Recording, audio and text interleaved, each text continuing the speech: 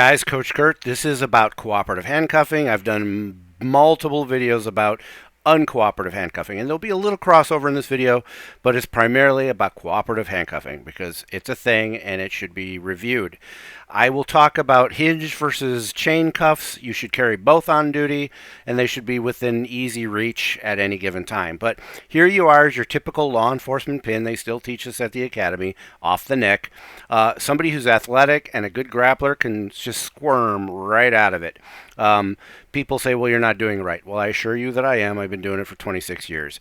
It's just a horrible way of handcuffing. If you are going to insist on doing it, you should stay off the neck.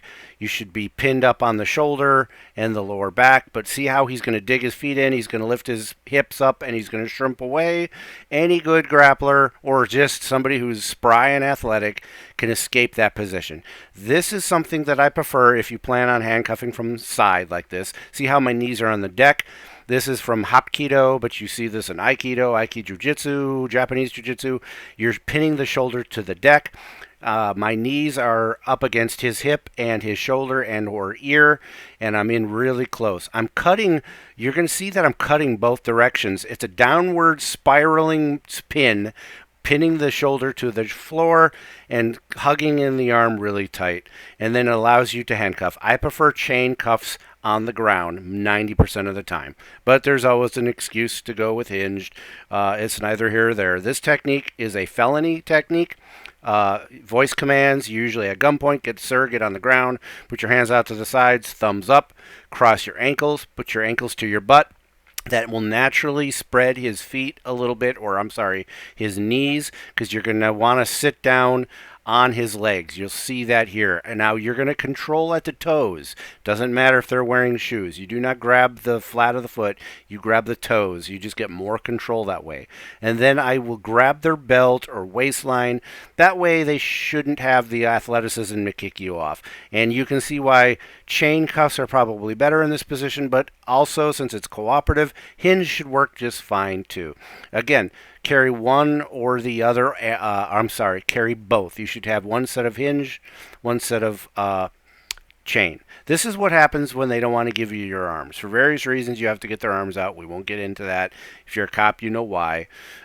You're destabilizing the head by bringing it up. You're not torquing the neck. Guys, that is not me torquing the neck. It just takes the stability away from his neck and his spine and takes his power away to fight me.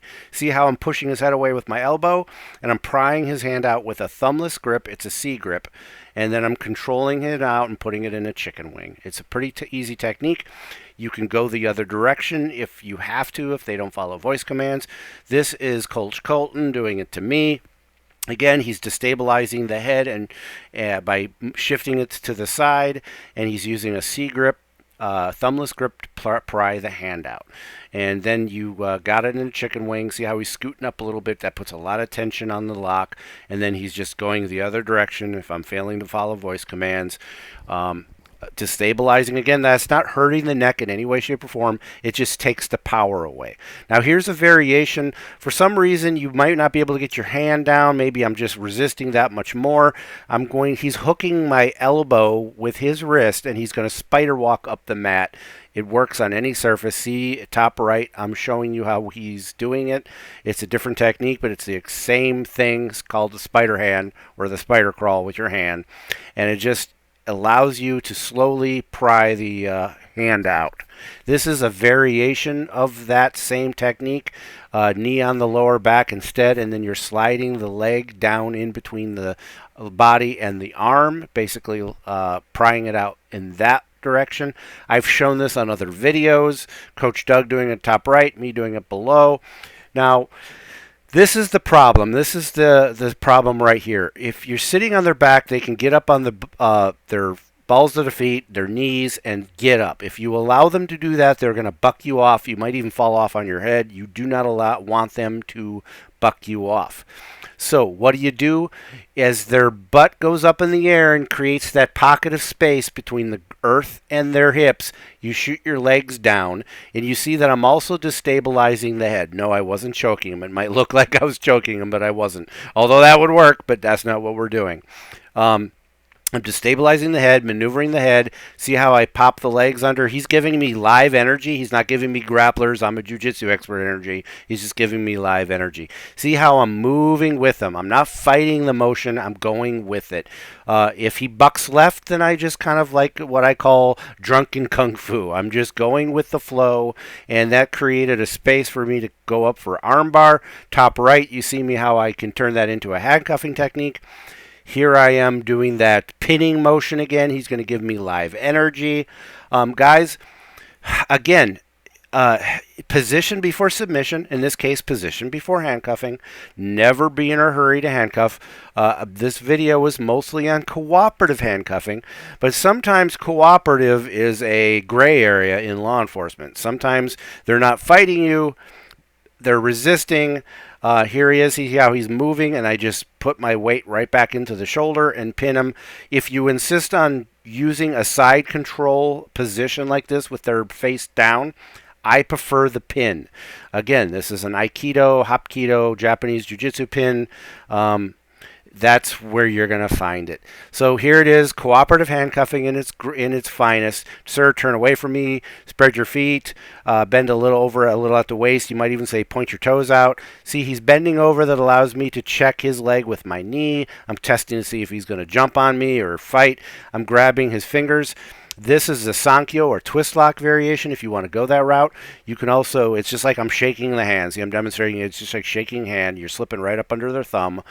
There's two ways to do this. See, if he jumps away, he's jumping right into a Sankyo. So it's a very great way to control somebody. You can push him away and go to your bat belt. See, I'm grabbing my taser. That wasn't my firearm. That's a practice taser. So you should always have your cuffs away. I have them out just because I'm doing cooperative handcuffing. You can cuff one wrist at a time or both wrists at the same time. A big hand. See how I'm grabbing the fingers and I'm just pretending like I'm putting the cuffs down at the same time?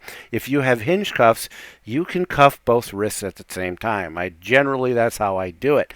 But some people only have chain cuffs, so it's not as easy. So again, sir, turn away from me, get down on your knees. This would be more of a felony, higher level control. Sit, cross your ankles, sit on your ankles.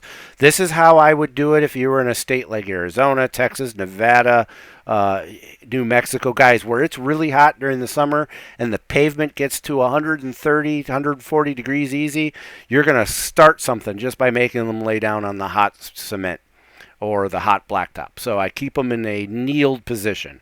And then it's pretty much the exact same damn cuffing as before. Hands behind your back, knuckles together, thumbs up, and you're cuffing. Here I am showing you that method earlier, but I prefer what I was showing you before, where you get down in your stomach, palms up, put your feet to your butt. Here I am just showing that again.